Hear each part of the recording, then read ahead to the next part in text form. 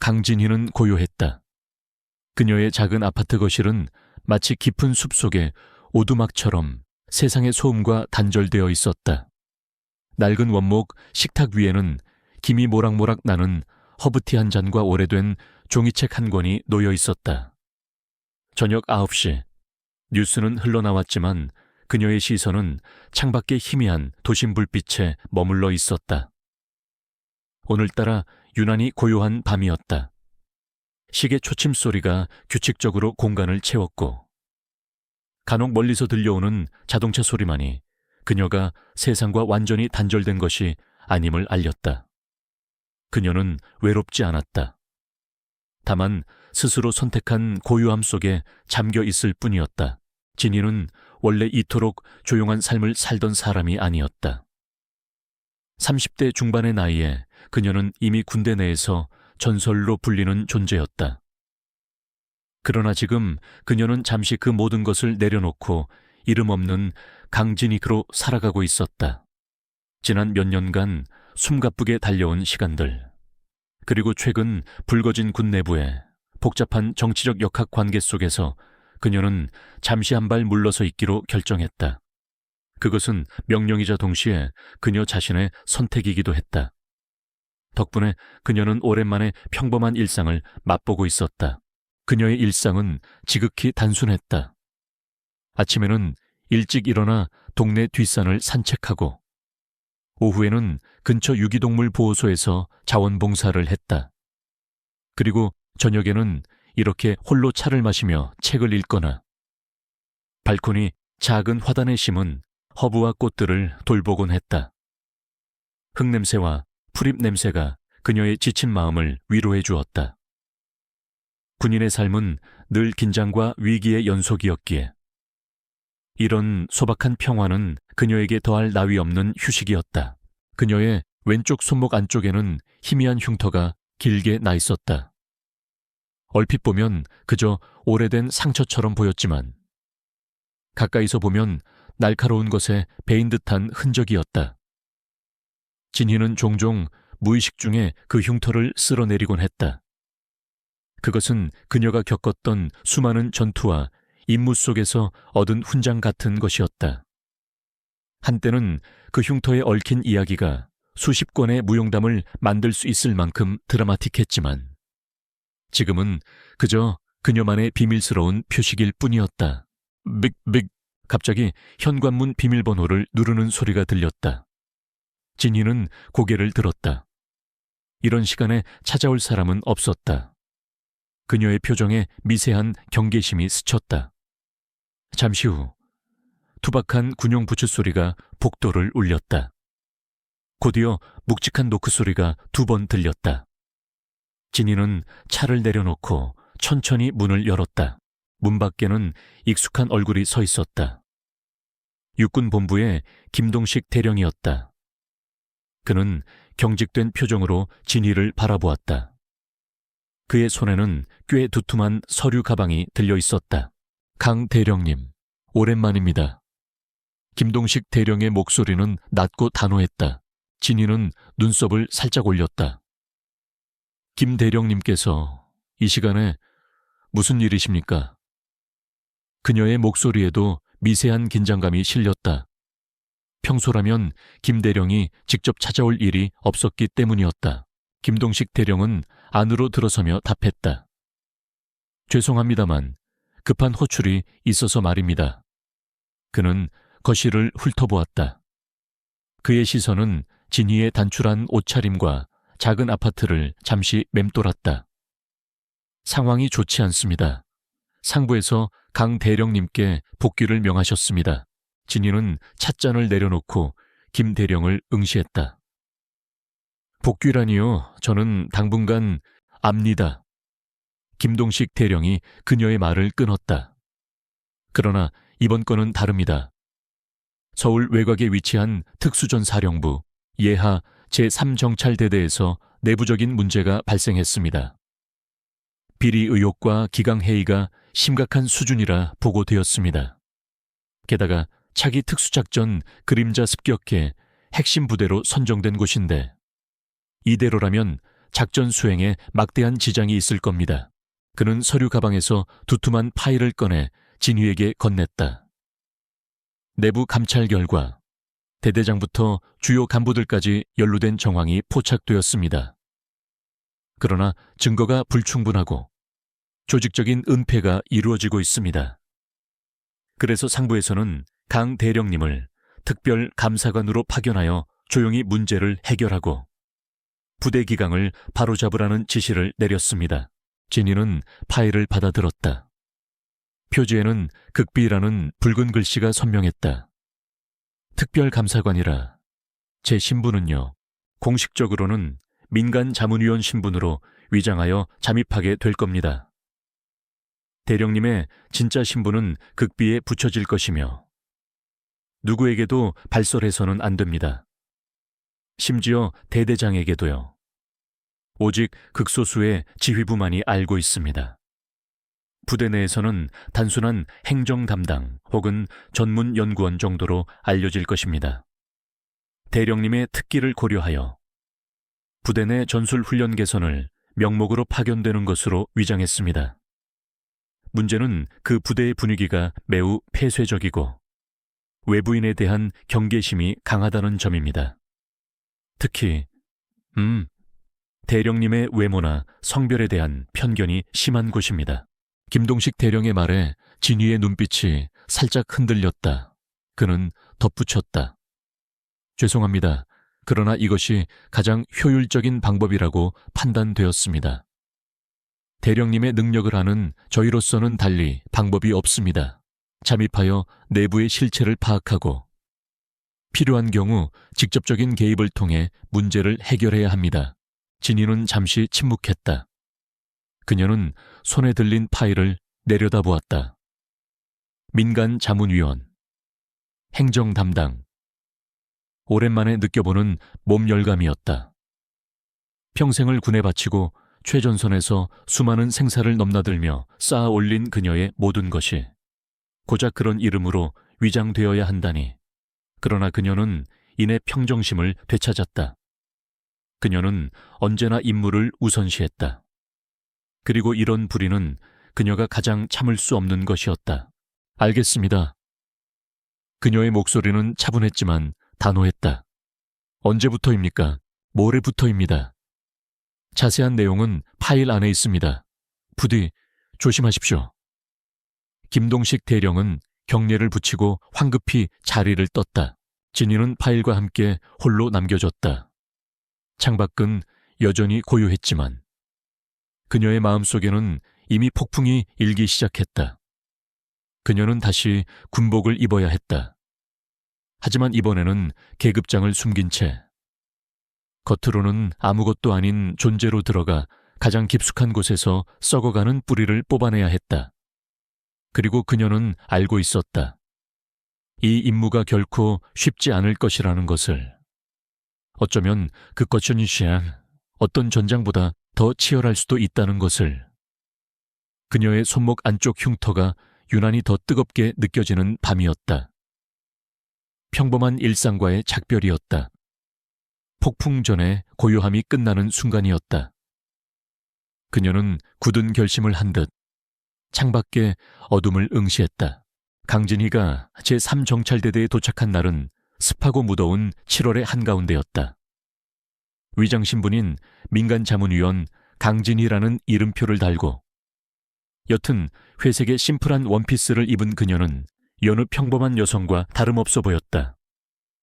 그러나 그녀의 발걸음은 흔들림 없었고 눈빛은 예리하게 부대 곳곳을 훑어보고 있었다. 그녀는 이미 파악하고 있었다. 이곳은 겉으로는 번듯해 보이지만 내부는 서서히 썩어가고 있는 숲과 같다는 것을. 환영식은 대대장실에서 간략하게 진행되었다. 백성호 대대장은 푸근한 인상의 중년 장교였지만 그의 눈빛 속에는 어딘가 모르게 미끄러운 기색이 스며 있었다.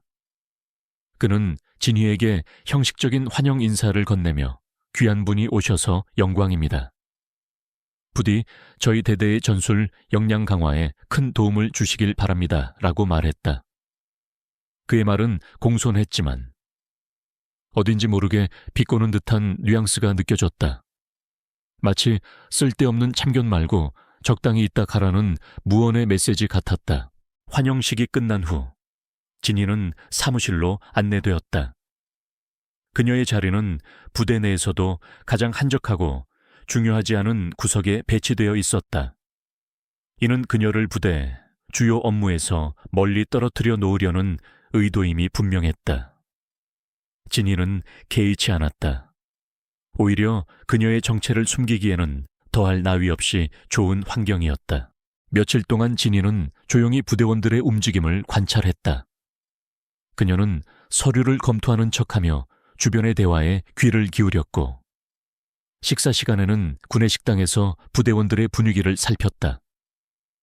그녀는 곧 이 부대의 심각한 문제점을 포착할 수 있었다. 지휘 계통은 느슨했고 사기는 저하되어 있었으며 선임병들의 후임병들에 대한 부당한 다유도 만연해 보였다. 특히 점심시간 식당에서 들려오는 대화는 그녀의 심기를 불편하게 했다. 야, 어차피 다 똑같은 군발이 아니냐. 대충 하다 제대하면 그만인데 뭘 그렇게 열심히 해와. 맞아. 위에서 시키는 대로만 하면 돼. 어차피 우리 같은 말단이 뭘 바꿀 수 있다고. 이런 대화들은 그녀가 복무했던 어떤 부대에서도 들어본 적 없는 무책임한 말들이었다. 그녀는 조용히 식사를 마쳤다. 그녀의 눈빛은 마치 먹잇감을 주시하는 맹수처럼 번뜩였다. 그날 저녁, 진희는 부대원들과의 회식에 참석했다. 새로운 자문위원님, 환영식이라는 명목이었지만 실상은 그들만의 음주 문화와 서열을 확인하는 자리였다. 고급 한정식집의 방은 시끄러운 웃음소리와 술잔 부딪히는 소리로 가득했다. 진희는 구석자리에 앉아 조용히 식사를 하고 있었다. 그녀는 알코올을 입에 대지 않았다. 지휘관으로서 항상 맑은 정신을 유지해야 했고 몸에 밴 습관이었다. 문제는 박성호 대위였다. 그는 부대 내에서 잘나가는 엘리트 장교로 통했지만 실상은 오만함과 아나무인적인 태도로 가득 찬 인물이었다. 그는 아버지의 배경을 등에 업고 승승장구해왔기에 누구도 그에게 쉽게 토를 달지 못했다. 박 대위는 이미 거나하게 취해 있었고 거친 목소리로 주변 부하들에게 술을 강요하고 있었다. 야, 김 병장 술 안 받아. 내가 주는 술이 그렇게 싫으냐? 궁이가 빠졌네. 아주. 아닙니다. 대위님, 한 잔 더 마시겠습니다. 김 병장은 울상을 지으며 잔을 비웠다. 박성호 대위의 시선이 조용히 앉아있는 진희에게 향했다. 저기, 새로 오신 자문위원님 아니십니까? 강진희 씨였던가. 왜 그렇게 조용히 계세요? 여긴 전우들끼리 술도 한 잔 기울이고 정도 나누는 자리인데 섞이지도 않고 말이야. 그는 비틀거리며 진희의 옆으로 다가왔다. 자문위원님이세요. 군대 술 문화도 모르고 오신 건 아니겠죠. 자, 이 한 잔 받으세요. 제가 직접 따르는 술인데 거절하는 건 예의가 아니죠.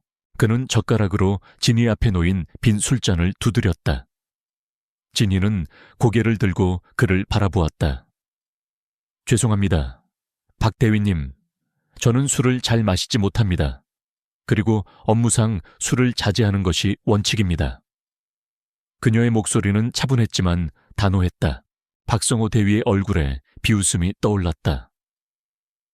하하, 술을 못 마셔. 민간 자문위원이라는 분이 이렇게 약해서 어디 군대 일이나 제대로 하시겠어요.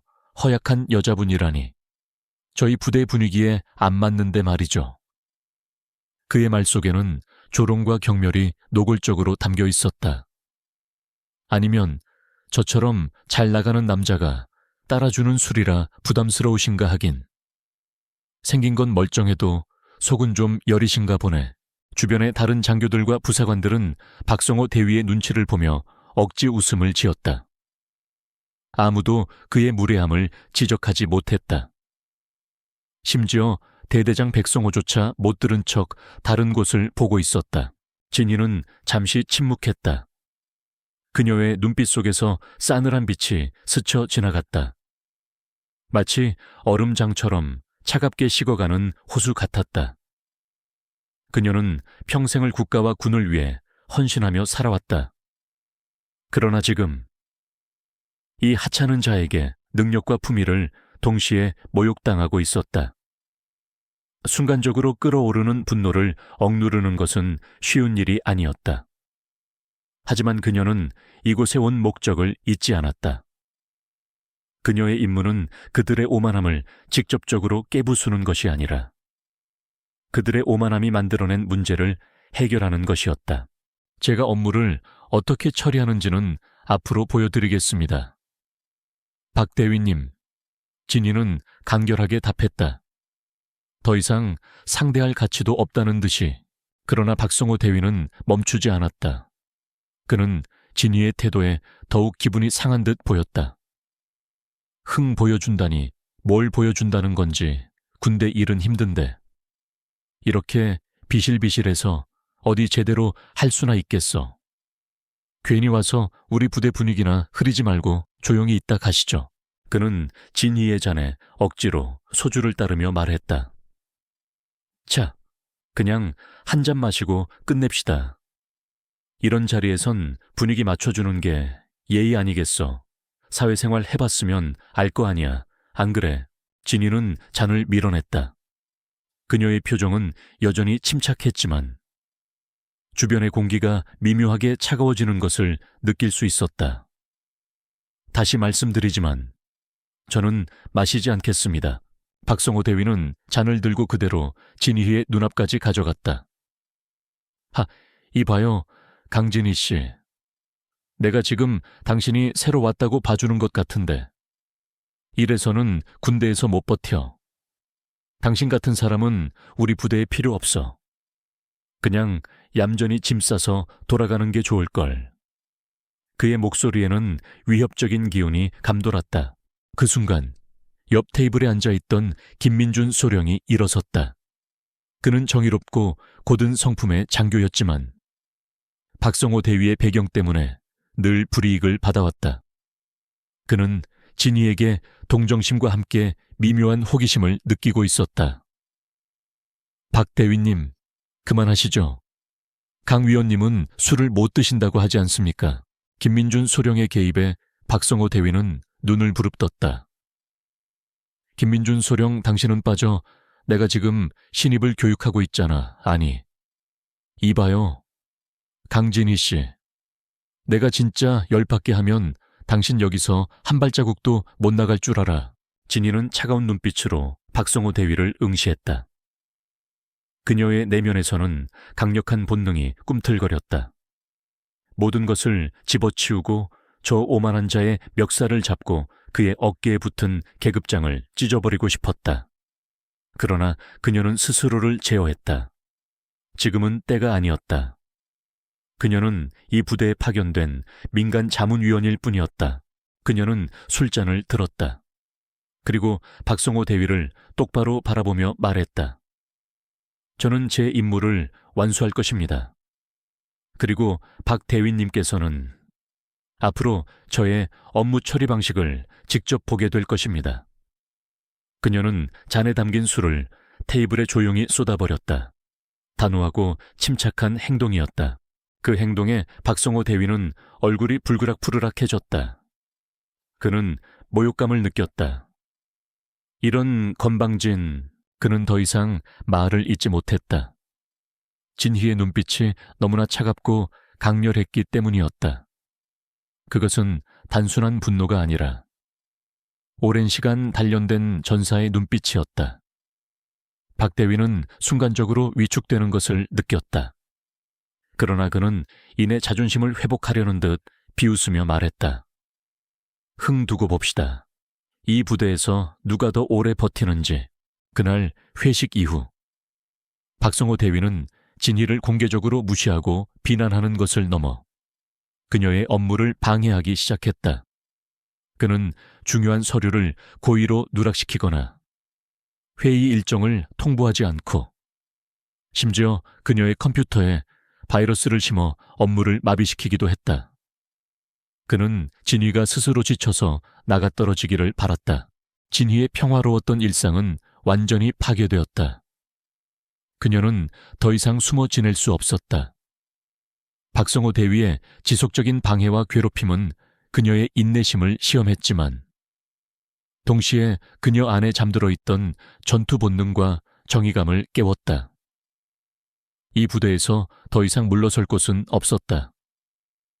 그녀는 그들이 파놓은 함정 속으로 스스로 걸어 들어가 그 안에서 모든 것을 바로잡아야 했다. 강진희는 비로소 임무의 한복판에 서게 된 것이었다. 박성호 대위의 노골적인 방해 공작에도 불구하고 강진희는 흔들림이 없었다. 오히려 그의 비열한 행동들은 진희의 내부 깊숙이 잠재되어 있던 전사의 기질을 일깨우는 촉매제가 되었다. 그녀는 모든 방해를 조용히 감내하며 그들이 만들어 놓은 혼란 속에서 오히려 부대의 문제점을 더욱 명확하게 파악해 나갔다. 그녀의 사무실은 이제 단순히 서류를 검토하는 곳이 아니라 은밀한 정보 수집과 분석의 본부가 되었다. 박성호는 진희의 컴퓨터에 바이러스를 심어 중요 보고서를 삭제하려 시도했다. 그러나 진희는 이미 만반의 준비를 갖추고 있었다. 그녀는 군 사이버 보안 전문가들조차 혀를 내두를 정도의 뛰어난 정보기술 능력을 보유하고 있었고 박성호의 조악한 해킹 시도는 그녀에게는 어린아이 장난에 불과했다. 그녀는 바이러스를 역추적하여 박성호가 사용한 IP 주소를 확인했지만 당장 그를 비난하지 않았다. 대신 모든 데이터를 안전하게 백업하고 마치 아무것도 모르는 것처럼 행동했다. 그의 다음 수를 기다리는 것이었다. 이봐. 강 위원님, 혹시 제가 어제 보냈던 전술 보고서 못 받으셨습니까? 제가 분명 보냈는데. 당신 메일함에는 없더군요. 혹시 컴퓨터가 이상한 겁니까? 아니면 좀 느리신가?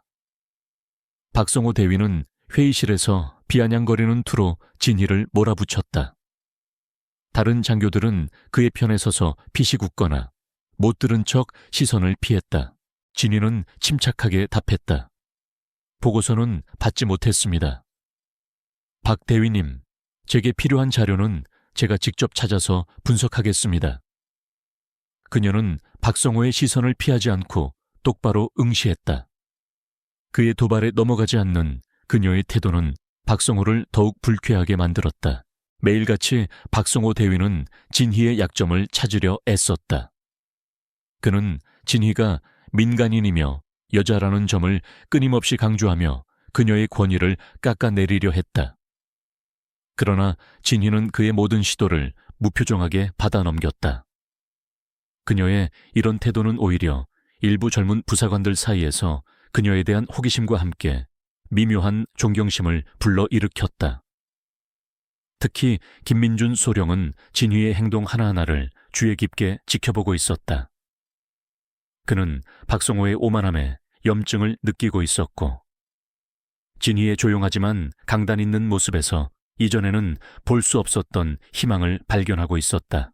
그러던 어느 날 부대 내에서 정기적으로 실시되는 대규모 전술 훈련이 시작되었다. 이번 훈련은 실전과 유사한 상황을 가정하여 부대원들의 위기 대응 능력과 전술 숙련도를 평가하는 중요한 자리였다. 진희는 참관인 자격으로 훈련 통제실에 앉아 있었다. 박성호 대위는 이번 훈련의 핵심 지휘관 중 한 명이었다. 그는 자신이 이 훈련에서 압도적인 성과를 보여 진희의 존재를 완전히 무력화시키고 자신의 입지를 더욱 확고히 하려 했다. 그는 이미 몇몇 사전에 조작된 정보와 함께 자신의 신복들을 훈련팀에 배치해 놓은 상태였다. 훈련이 시작되기 전 부대장은 진희에게 훈련 참관 및 평가를 지시했다. 이는 공식적인 명분일 뿐 실제로는 그녀의 능력을 과소평가하고 훈련의 중요한 부분을 그녀에게서 멀리하려는 박성호의 계략이었다. 강 위원님, 이번 훈련은 실전과 같은 분위기에서 진행됩니다. 혹시라도 위험한 상황이 발생할 수 있으니 안전한 통제실에서 참관만 해주시면 됩니다. 박성호 대위는 비꼬는 듯한 웃음을 지으며 말했다. 그러나 진희는 그의 의도를 꿰뚫어 보고 있었다. 그녀는 고개를 끄덕이며 말했다. 알겠습니다. 박 대위님, 안전수칙을 준수하겠습니다. 그녀의 목소리는 평온했지만 그녀의 눈빛은 이미 훈련장의 모든 변수를 읽고 있었다.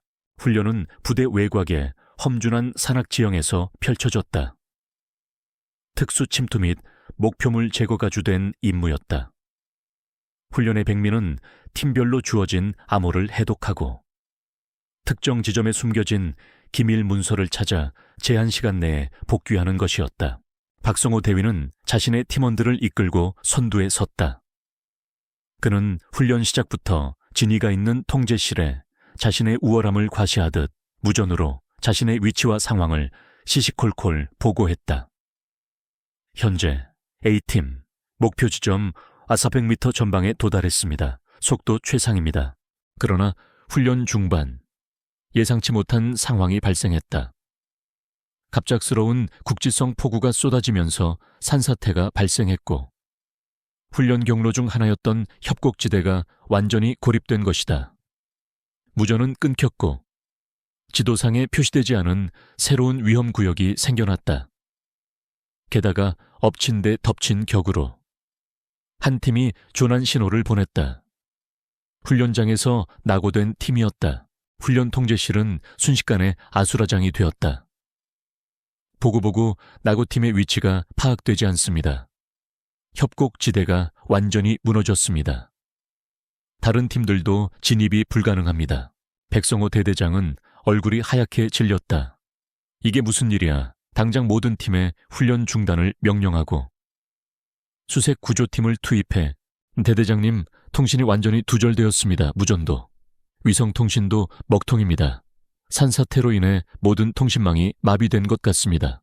혼란 속에서 박성호 대위는 자신의 팀원들에게 소리쳤다. 우선 우리부터 빠져나가야 해. 괜히 낙오팀 찾아다니다가 우리까지 위험해진다. 그는 자신의 안전만을 생각하며 훈련 중단 명령이 내려지지 않은 상황에서 멋대로 철수하려 했다. 그의 눈에는 초조함과 이기심이 가득했다. 진희는 이 모든 상황을 침착하게 지켜보고 있었다. 그녀의 눈은 통제실의 대형 모니터에 고정되어 있었다. 모니터에는 산악 지형의 실시간 영상과 훈련팀들의 마지막 위치가 표시되어 있었다. 그녀는 산사태로 인해 변형된 지형을 빠르게 스캔했고 낙오된 팀의 마지막 신호를 분석했다. 그녀의 옆에 있던 김민준 소령은 안절부절 못했다. 강 위원님, 큰일 났습니다. 낙오된 팀은 김 상사가 이끄는 팀입니다. 그들은 저 구역에 갇히면 위험할 겁니다. 진희는 고개를 끄덕였다. 알고 있습니다. 그녀는 자리에서 일어났다. 통제실의 모든 시선이 그녀에게로 향했다. 대대장님, 낙오팀의 정확한 위치를 파악했습니다. 백성호 대대장이 그녀를 바라보았다. 뭐라고? 어떻게? 산사태로 인해 통신은 두절되었지만 지진파 감지 센서와 열화상 카메라 데이터가 미약하게나마 움직임을 포착하고 있습니다. 낙오팀은 무너진 협곡 아래 동굴에 고립되어 있습니다. 문제는 그 동굴이 곧 무너질 위험에 처해 있다는 겁니다. 진희의 목소리에는 단호함이 묻어 있었다. 지금 즉시 구조팀을 투입해야 합니다. 하지만 통신이 안 되는데 어떻게 지시를 내려 그리고 동굴이 무너질 위험이 있다면 구조팀도 위험해. 박성호 대위가 소리쳤다. 쓸데없는 짓 하지 말고 우리 팀이나 무사히 복귀시키라고 하십시오. 진희는 박성호 대위를 차갑게 노려보았다. 군인은 전우를 버리지 않습니다. 박 대위님, 특히 위험에 처한 전우는 더욱이요. 그녀는 백성호 대대장을 향해 몸을 돌렸다. 대대장님, 제가 직접 가겠습니다. 모든 사람이 경악했다. 무슨 소리요? 강 위원님, 당신은 민간인 신분입니다. 위험합니다. 백성호 대대장이 소리쳤다. 지금은 신분이 문제가 아닙니다. 제가 직접 가서 나고팀을 구출하고 나머지 훈련팀들에게 훈련 중단 및 복귀 명령을 전달하겠습니다. 진희의 목소리에는 흔들림 없는 확신이 있었다. 그 동굴의 지형과 구조는 제가 가장 잘 알고 있습니다. 과거 이곳에서 특수훈련을 받았기 때문입니다. 그녀는 자신의 과거를 살짝 드러내는 것도 개의치 않았다. 시간이 없었다. 말도 안 돼. 저 여자가 뭘 할 수 있다고 그냥 미쳐가는군. 박성호 대위가 비웃었다. 김민준 소령이 나섰다. 대대장님, 강 위원님께 기회를 주십시오. 그녀는 분명 능력이 있습니다. 백성호 대대장은 망설였다. 그러나 시간은 계속 흘러갔다. 나고팀의 생명은 위태로웠다. 결국 그는 진희의 눈빛 속에서 압도적인 결단력을 보았다. 좋다, 강 위원. 당신을 믿겠다. 김소령은 강 위원님을 지원하도록 해. 지원해봤자 뭘 하겠습니까? 박성호 대위는 불만을 터뜨렸지만 아무도 그의 말을 듣지 않았다. 진희는 빠르게 군용 방수복을 걸치고 최소한의 장비만을 챙겼다. 그녀는 통제실 문을 나서기 전 김민준 소령에게 짧게 지시했다. 김소령님, 통제실에서 계속해서 지진파 데이터를 모니터링하고 동굴 붕괴 징후가 보이면 즉시 제게 무전으로 알리십시오. 제가 비상용 단파 무정기를 가지고 가겠습니다. 알겠습니다. 강 위원님 조심하십시오. 김민준 소령은 진희의 뒷모습을 보며 초조하게 주먹을 쥐었다. 그들은 진희를 홀로 위험한 산속으로 내보내야만 했다. 모든 압력은 진희의 어깨를 짓눌렀다. 시간은 빠르게 흘러갔고 빗줄기는 더욱 굵어졌다. 훈련장 전체에 암울한 분위기가 드리워졌다. 극한의 시험이 시작된 것이다. 박성호 대위의 질투와 음모는 날이 갈수록 교묘하고 악랄해졌다. 그는 대대장 백성호의 우유부단함을 이용해 진희를 고립시키려 했고 부대 내의 여러 간부들과 부사관들에게 진희에 대한 부정적인 여론을 조성했다. 저 민간인 여자 때문에 부대 기강이 흔들린다. 별것도 아닌 사람이 와서 군대 일에 참견한다는 소문이 빠르게 퍼져나갔다. 진희는 고의적으로 중요한 회의에서 배제되거나 그녀의 보고서는 검토조차 되지 않은 차에 쌓여갔다. 박성호는 그녀를 투명 인간 취급하며 그녀의 존재 자체를 무의미하게 만들려 했다. 하지만 진희는 그들의 시선을 신경 쓰지 않았다. 그녀는 조용히 자신의 임무에 집중했다. 그녀는 부대 내의 비리 정황과 기강 해이어의 근본적인 원인을 파고들었고 점점 더 많은 증거를 확보해 나갔다. 특히 김민준 소령은 진희에게 은밀하게 도움을 주었다. 그는 진희의 능력을 전적으로 신뢰하게 되었고 박성호 대위의 부당한 행동에 염증을 느끼고 있었다. 김소령은 진희에게 필요한 내부 자료를 제공하거나 그녀가 접근하기 어려운 정보들을 몰래 건네주었다. 그의 도움은 진희에게 큰 힘이 되었다. 강 위원님, 제가 확보한 자료입니다. 박 대위가 지난 분기 예산을 멋대로 전용하여 사적인 용도로 사용한 흔적입니다. 김민준 소령은 어느 날 밤 진희의 사무실 문을 조용히 두드리고 들어와 USB를 건넸다. 그의 얼굴에는 결연한 의지가 담겨 있었다. 진희는 USB를 받아들었다. 고맙습니다. 김소령님, 위험한 일입니다. 괜찮습니다. 저는 이 부대가 이대로 무너지는 것을 볼 수 없습니다. 강 위원님만이 이 문제를 해결할 수 있다고 믿습니다. 김소령은 진심을 담아 말했다. 며칠 후 군단 주최 최정예 특수전 요원 선발 훈련달이 공고되었다. 이 훈련은 단순한 평가가 아니라 차기 특수작전 그림자 습격에 투입될 핵심 요원들을 선발하는 매우 중요한 과정이었다. 이 훈련은 부대 전체의 명예가 걸린 일이었고, 선발된 요원들은 향후 진급에도 막대한 영향을 미쳤다. 박성호 대위는 자신이 이 훈련에서 압도적인 성과를 보여 진위의 존재를 완전히 무력화시키고 자신의 입지를 더욱 확고히 하려 했다. 그는 이미 몇몇 사전에 조작된 정보와 함께 자신의 신복들을 훈련팀에 배치해 놓은 상태였다. 훈련이 시작되기 전 부대장은 진희에게 훈련 참관 및 평가를 지시했다. 이는 공식적인 명분일 뿐 실제로는 그녀의 능력을 과소평가하고 훈련의 중요한 부분을 그녀에게서 멀리하려는 박성호의 계략이었다. 강 위원님, 이번 훈련은 실전과 같은 분위기에서 진행됩니다. 혹시라도 위험한 상황이 발생할 수 있으니 안전한 통제실에서 참관만 해주시면 됩니다. 박성호 대위는 비꼬는 듯한 웃음을 지으며 말했다. 그러나 진희는 그의 의도를 꿰뚫어 보고 있었다. 그녀는 고개를 끄덕이며 말했다. 알겠습니다. 박 대위님, 안전수칙을 준수하겠습니다.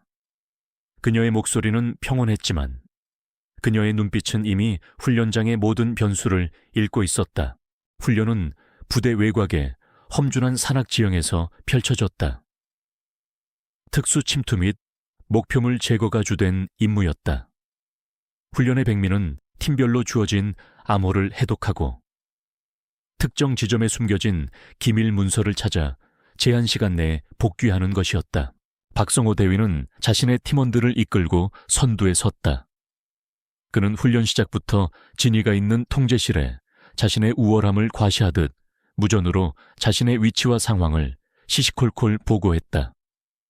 현재 안팀, 목표 지점 500m 전방에 도달했습니다. 속도 최상입니다. 그러나 훈련 중반, 예상치 못한 상황이 발생했다. 갑작스러운 국지성 폭우가 쏟아지면서 산사태가 발생했고 훈련 경로 중 하나였던 협곡지대가 완전히 고립된 것이다. 무전은 끊겼고 지도상에 표시되지 않은 새로운 위험구역이 생겨났다. 게다가 엎친 데 덮친 격으로 한 팀이 조난 신호를 보냈다. 훈련장에서 낙오된 팀이었다. 훈련 통제실은 순식간에 아수라장이 되었다. 보고 낙오팀의 위치가 파악되지 않습니다. 협곡지대가 완전히 무너졌습니다. 다른 팀들도 진입이 불가능합니다.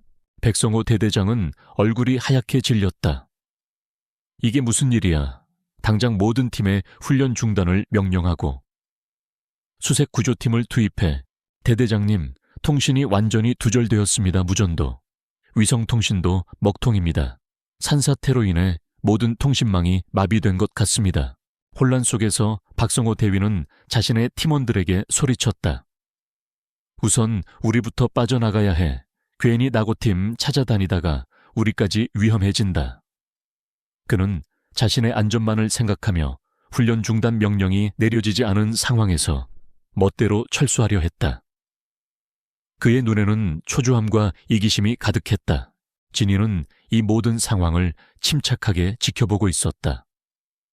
그녀의 눈은 통제실의 대형 모니터에 고정되어 있었다. 모니터에는 산악 지형의 실시간 영상과 훈련팀들의 마지막 위치가 표시되어 있었다. 그녀는 산사태로 인해 변형된 지형을 빠르게 스캔했고 낙오된 팀의 마지막 신호를 분석했다. 그녀의 옆에 있던 김민준 소령은 안절부절 못했다. 강 위원님, 큰일 났습니다. 낙오된 팀은 김 상사가 이끄는 팀입니다. 그들은 저 구역에 갇히면 위험할 겁니다. 진희는 고개를 끄덕였다. 알고 있습니다. 그녀는 자리에서 일어났다. 통제실의 모든 시선이 그녀에게로 향했다. 대대장님, 낙오팀의 정확한 위치를 파악했습니다. 백성호 대대장이 그녀를 바라보았다. 뭐라고 어떻게 산사태로 인해 통신은 두절되었지만 지진파 감지 센서와 열화상 카메라 데이터가 미약하게나마 움직임을 포착하고 있습니다. 나고팀은 무너진 협곡 아래 동굴에 고립되어 있습니다. 문제는 그 동굴이 곧 무너질 위험에 처해 있다는 겁니다. 진이의 목소리에는 단호함이 묻어 있었다. 지금 즉시 구조팀을 투입해야 합니다. 하지만 통신이 안 되는데 어떻게 지시를 내려, 그리고 동굴이 무너질 위험이 있다면. 구조팀도 위험해. 박성호 대위가 소리쳤다. 쓸데없는 짓 하지 말고 우리 팀이나 무사히 복귀시키라고 하십시오. 진이는 박성호 대위를 차갑게 노려보았다. 군인은 전우를 버리지 않습니다. 박 대위님, 특히 위험에 처한 전우는 더욱이요. 그녀는 백성호 대대장을 향해 몸을 돌렸다. 대대장님, 제가 직접 가겠습니다. 모든 사람이 경악했다. 무슨 소리요? 강 위원님, 당신은 민간인 신분입니다.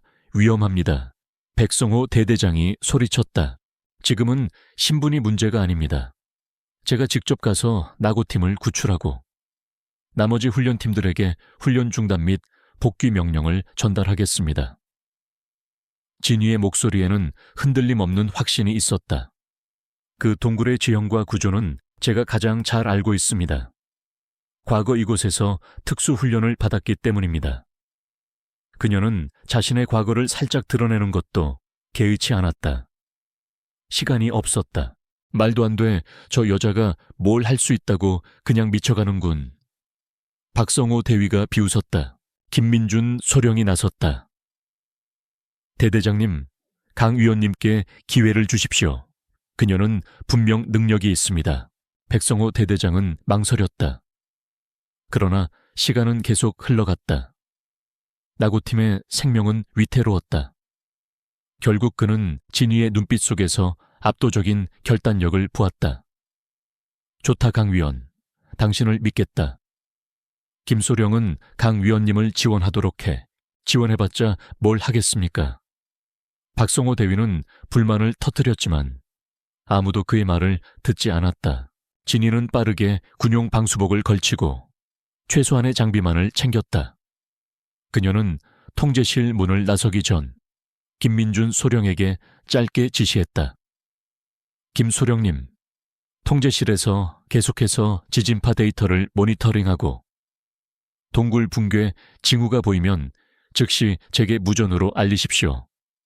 제가 비상용 단파 무정기를 가지고 가겠습니다. 알겠습니다. 강 위원님 조심하십시오.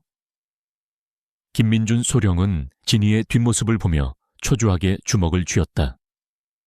그들은 진이를 홀로 위험한 산속으로 내보내야만 했다. 모든 압력은 진이의 어깨를 짓눌렀다.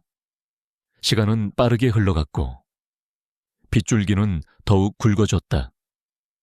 훈련장 전체에 암울한 분위기가 드리워졌다. 극한의 시험이 시작된 것이다. 빗줄기는 폭포처럼 쏟아져 내렸고 천둥 소리가 산 전체를 뒤흔들었다. 강진희는 험준한 상기를 쏜살같이 내달렸다. 그녀의 움직임은 정확하고 빨랐다. 진흙탕과 바위투성이의 지형도 그녀에게는 아무런 방해가 되지 않았다.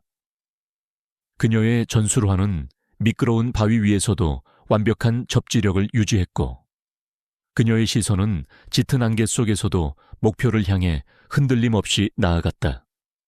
그녀는 평생을 이런 극한의 상황에 대비하며 살아왔다. 통제실에서는 김민준 소령이 초조하게 모니터를 응시하고 있었다. 지진파 감지 센서는 동굴 주변의 집안이 불안정하다는 경고음을 계속해서 보내왔다. 대대장님 강 위원님이 동굴 입구에 거의 도달했습니다. 하지만 동굴 붕괴 위험이 높아지고 있습니다. 백성호 대대장은 입술을 깨물었다. 박성호 대위는 옆에서 비아냥거리고 있었다. 봐요. 대대장님, 제가 뭐라고 했습니까? 쓸데없는 짓 하다가 사고라도 나면 누가 책임질 겁니까? 그러나 백성호 대대장은 그의 말을 듣지 않았다.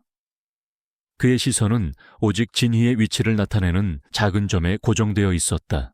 진희는 마침내 동굴 입구에 도착했다. 입구는 거대한 바위들이 무너져 내려 거의 막혀 있었고 불안정한 낙석들이 계속해서 굴러떨어지고 있었다. 동굴 안에서는 희미한 신음소리가 들려왔다. 낙오된 팀원들이었다. 진이는 망설이지 않았다. 그녀는 배낭에서 휴대용 폭파 장비를 꺼내 바위 틈에 정확하게 설치하기 시작했다. 그녀의 무정의에서 김민준 소령의 다급한 목소리가 들려왔다. 강 위원님, 동굴 붕괴 임박, 지금 즉시 철수하십시오. 너무 위험합니다. 시간이 없습니다.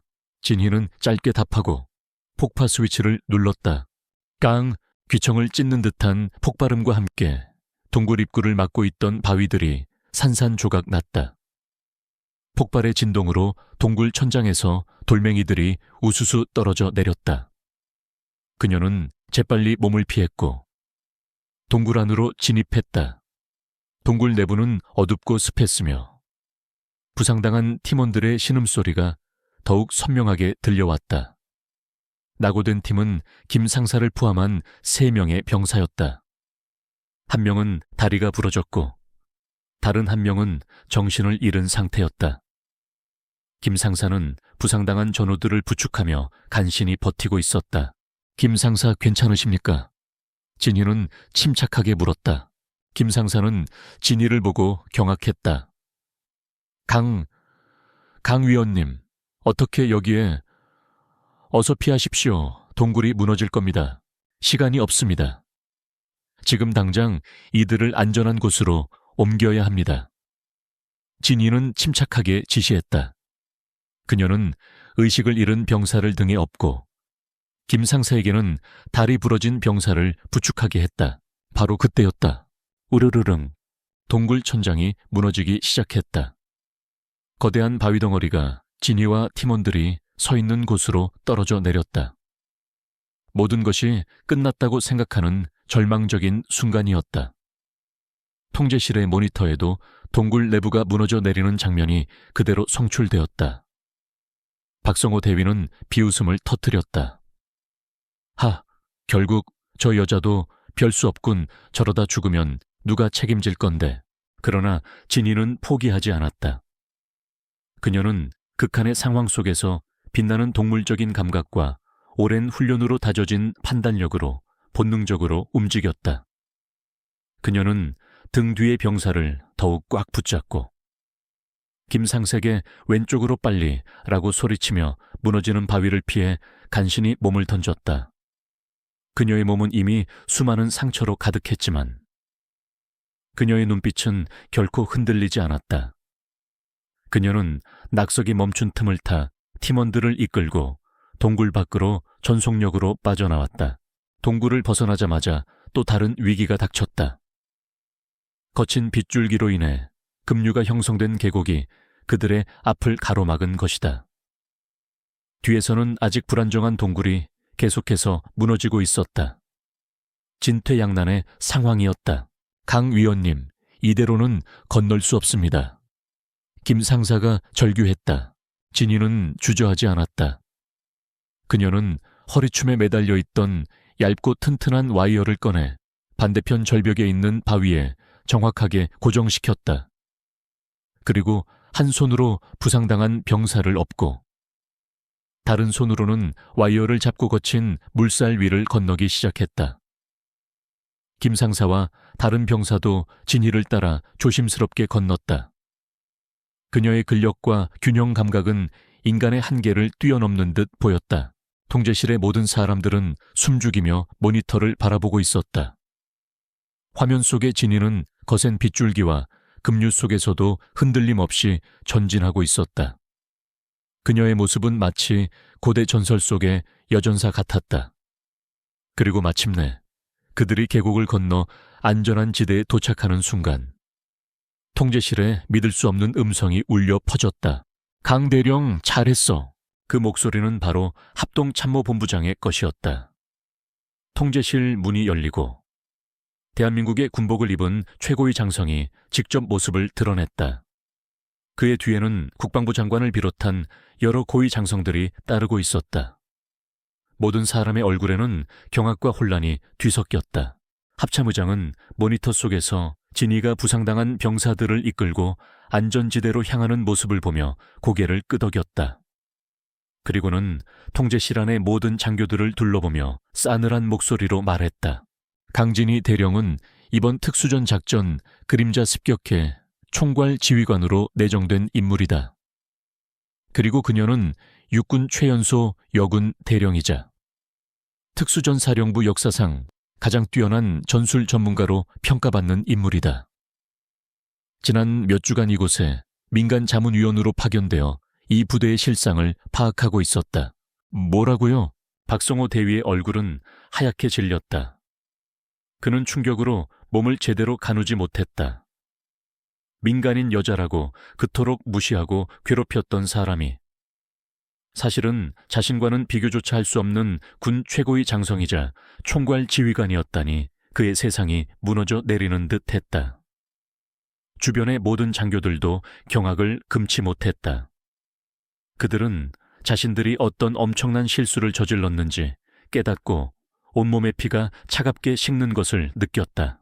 합참의장은 박성호 대위를 똑바로 응시했다. 박성호 대위, 자네는 방금 전우를 버리고 자신의 안전만을 도모하려 했다. 게다가 이 중요한 훈련에 방해 공작을 펼치고 상급자를 모욕하며 기강을 문란하게 만들었다. 이 모든 행위는 군인으로서 용납될 수 없는 일이다. 자네는 즉시 모든 직위에서 해제될 것이며 군사재판에 회부될 것이다. 박성호 대위는 다리가 풀려 주저앉았다. 그의 입에서는 아무런 말도 나오지 않았다. 그의 오만함은 한순간에 산산조각 났다.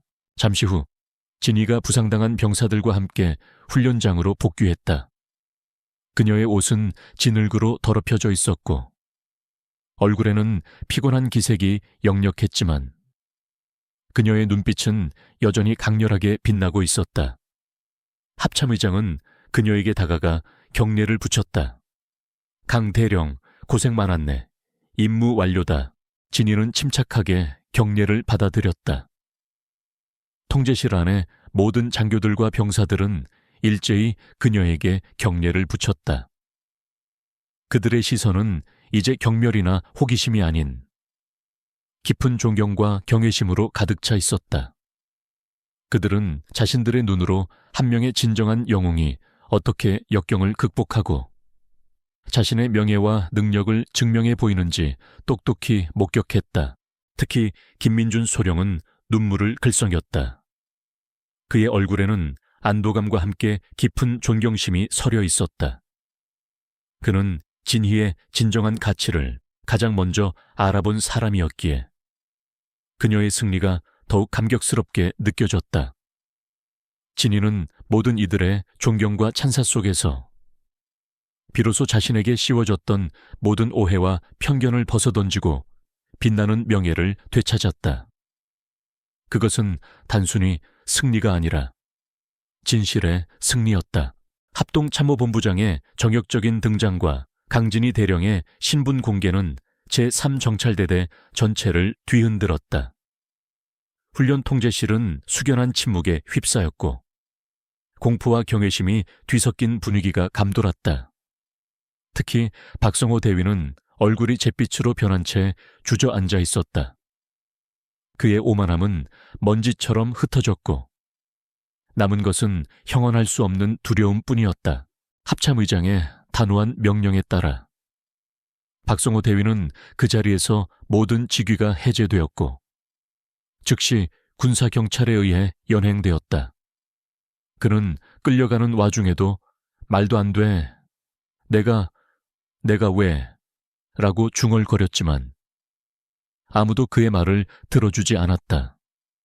그를 따르던 몇몇 장교들도 백성호 대대장의 지시로 조사를 받게 되었다.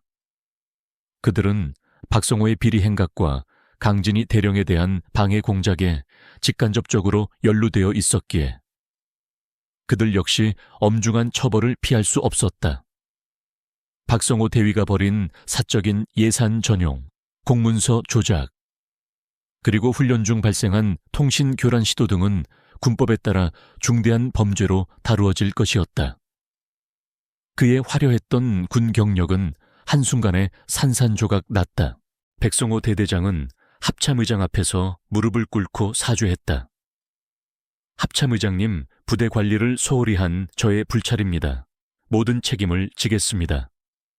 그의 얼굴에는 뒤늦은 후회와 자책감이 가득했다. 합참의장은 그에게 엄중한 경고를 내렸지만 강진이 대령의 추천으로 그는 한 번의 기회를 더 얻게 되었다. 진희는 백 대대장이 본질적으로 악한 인물은 아니며 단지 박성호의 영향력에 휘둘렸을 뿐이라고 판단했다. 그러나 그녀는 그에게 군인으로서의 책임감을 다시 일깨워줄 필요가 있다고 생각했다. 백 대대장님, 이번 일은 단순한 실수가 아닙니다. 군의 기강을 바로잡고 다시는 이런 일이 발생하지 않도록 부대 전체를 쇄신하는 데 모든 노력을 기울이셔야 할 겁니다. 진희의 목소리는 차분했지만 단호했다. 김민준 소령은 강진희 대령에게 다가와 경례를 붙였다. 그의 눈은 존경심으로 빛났다. 강 대령님, 정말 대단하십니다. 죄송합니다. 제가 대령님의 진가를 알아보지 못하고. 진희는 그의 경례를 받으며 미소를 지었다. 김소령, 괜찮습니다. 오히려 김소령의 도움이 아니었다면 쉽지 않았을 겁니다. 고맙습니다. 김민준 소령의 얼굴에 감격스러운 표정이 떠올랐다. 그는 진희의 진정한 가치를 처음으로 알아보고 그녀에게 믿음을 보냈던 유일한 장교였다. 그의 진심 어린 도움은 진희에게 큰 힘이 되었다. 며칠 후 군단 본부에서 강진희 대령의 정식 복귀 및 새 직책 발표가 있었다. 그녀는 제3정찰대대에서 발생한 비리 사건을 완벽하게 해결하고 부대 기강을 바로잡은 공로를 인정받아 국방부 직할 특수전 개혁 추진단장으로 임명되었다. 이는 그녀가 오랫동안 꿈꿔왔던 자리이자 군 전체의 체질을 개선하고 정의로운 군대를 만드는데 직접적으로 기여할 수 있는 매우 중요한 직책이었다. 더 이상 은밀한 임무가 아니라 명예롭고 공개적인 자리였다. 그녀의 능력과 청렴함은 이제 군 안팎으로 널리 알려지게 되었다. 국방부 청사의 단장실에서 진희는 김민준 소령과 마주 앉았다. 김민준 소령은 진희의 부름을 받고 그녀의 보좌관으로 합류하게 된 것이었다. 그는 이제 진희의 든든한 조력자가 될 것이었다. 김소령, 이제부터 시작입니다. 저는 단순히 박성호 대위 같은 개인의 일탈을 바로잡는 것을 넘어 군 전체에 부조리와 폐단을 뿌리 뽑고 싶습니다. 진희는 눈빛에 강한 의지를 담아 말했다. 김민준 소령은 고개를 끄덕였다. 대령님, 말씀이 옳습니다. 저 또한 대령님의 뜻에 따라 군의 정의를 위해 최선을 다하겠습니다. 우리가 바라는 군대는 단순히 강한 군대가 아닙니다. 올바른 군대여야 합니다. 서로를 신뢰하고 전우를 존중하며 오직 국가와 국민을 위해 헌신하는 그런 군대를 만들어야 합니다. 진희는 창밖을 내다보았다. 그녀의 시선은 멀리 보이는 남산타워를 향해 있었다. 이번 일로 저는 다시 한번 깨달았습니다.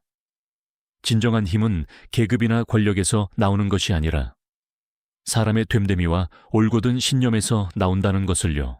김민준 소령은 진희의 말에 깊이 공감했다. 그는 진희를 통해 참된 군인의 의미를 다시금 되새길 수 있었다. 박성호 대위의 오만함과 대비되는 진희의 겸손함, 그리고 그녀의 압도적인 능력은 그에게 깊은 인상을 남겼다. 그는 진희를 만나기 전에는 자신이 그저 주어진 임무만을 수행하는 평범한 장교에 불과하다고 생각했다. 그러나 이제 그는 더 큰 그림을 보고 군의 미래를 위해 자신 또한 변화해야 함을 깨달았다. 진희는 김민준 소령과 함께 국방부 내부에 팽배한 보수적인 분위기와 기득권 세력에 맞서 싸워야 했다. 그들의 길은 결코 평탄하지 않을 것이었다. 그러나 그녀는 더 이상 혼자가 아니었다. 그녀의 뒤에는 그녀의 진가를 알아본 김민준 소령과 같은 젊고 유능한 장교들이 있었고 그녀의 행보를 지지하는 합참의장과 국방부 장관 같은 최고위 인사들이 있었다. 새로운 평화는 단순히 사건의 종결을 의미하는 것이 아니었다. 그것은 정의가 승리하고 진실이 밝혀지며 새로운 시작을 위한 단단한 발판이 마련되었음을 의미했다. 강진희 대령은 이제 단순한 군인이 아니라 군개혁의 상징이 되었다. 그녀의 여정은 이제 막 새로운 국면을 맞이하고 있었다. 수년의 시간이 흘렀다. 강진희는 이제 어엿한 합동참모차장이 되어 있었다. 그녀의 군복에는 4개의 별이 빛나고 있었다. 군대 내에서 그녀의 이름은 단순한 계급을 넘어 정의와 혁신의 상징이 되었다. 그녀는 부패했던 제3정찰대대를 완전히 쇄신했을 뿐만 아니라 국방부 직할 특수전 개혁 추진단장으로서 군 전체의 고질적인 문제들을 과감하게 도려냈다. 그녀의 개혁은 쉬운 과정이 아니었다.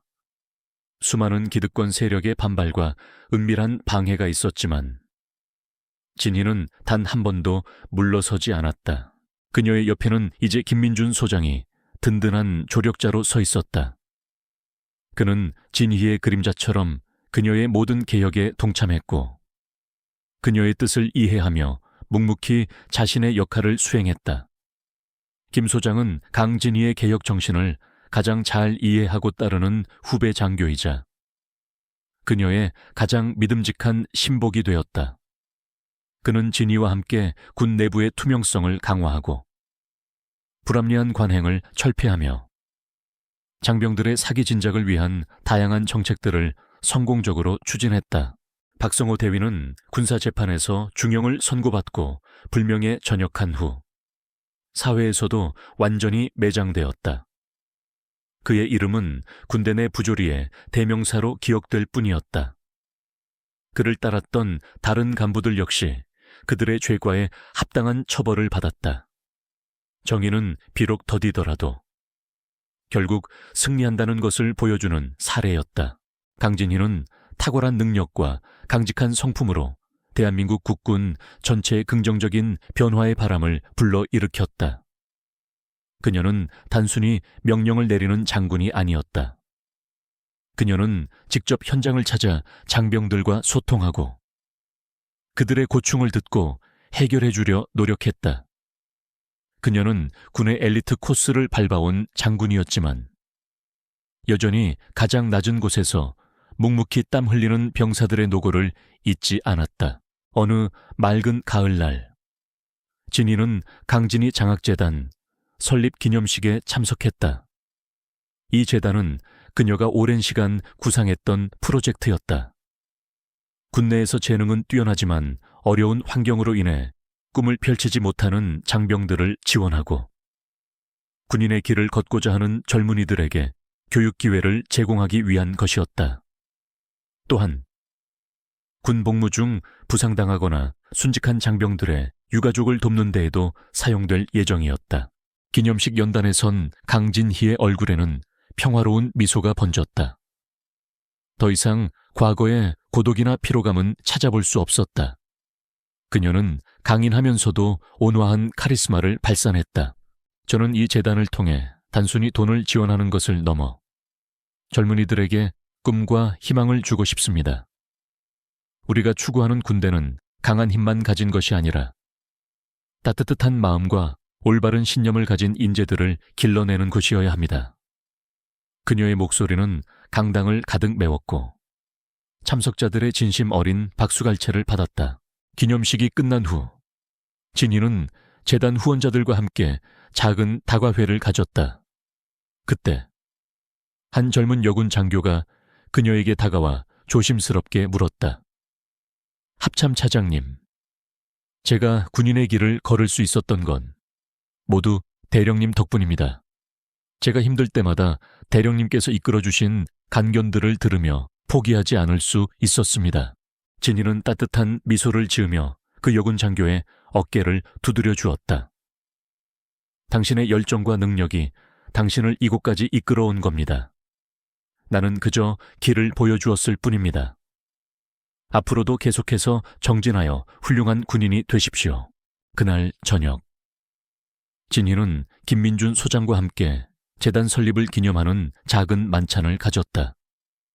진희는 평소와 달리 와인 한 잔을 들었다. 이제야 마음이 놓입니다. 대령님, 아니, 차장님, 김민준 소장이 말했다. 진희는 잔을 들며 김 소장에게 건배를 제의했다.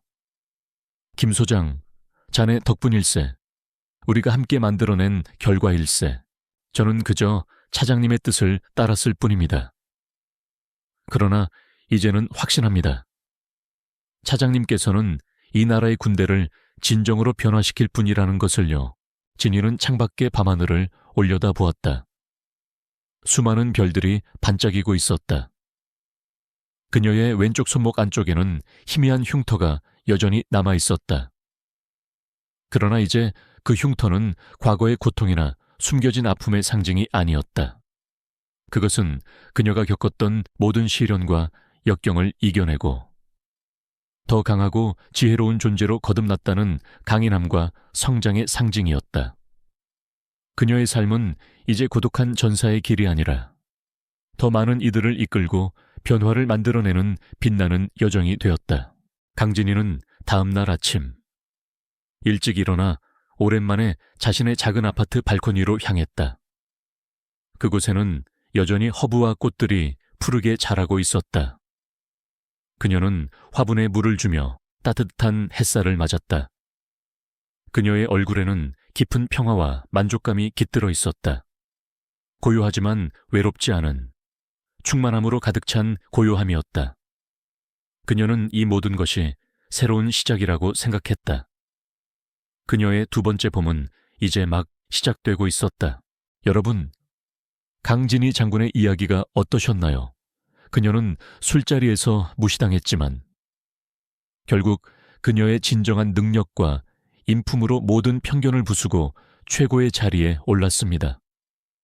이 이야기는 겉모습이나 선입견으로 누군가를 판단해서는 안 된다는 교훈을 줍니다. 그리고 어려움 속에서도 자신의 신념을 지키고 묵묵히 나아가면 언젠가 빛을 보게 된다는 희망의 메시지이기도 합니다. 만약 이 이야기가 여러분에게 작은 울림이나 감동을 주었다면 좋아요를 눌러주시고 댓글로 여러분의 생각을 공유해주세요. 그리고 다음에도 이런 감동적인 이야기들을 더 듣고 싶으시다면 구독과 알림 설정 잊지 마세요. 여러분의 관심과 응원이 저에게는 큰 힘이 됩니다. 다음 이야기에서 또 만나요.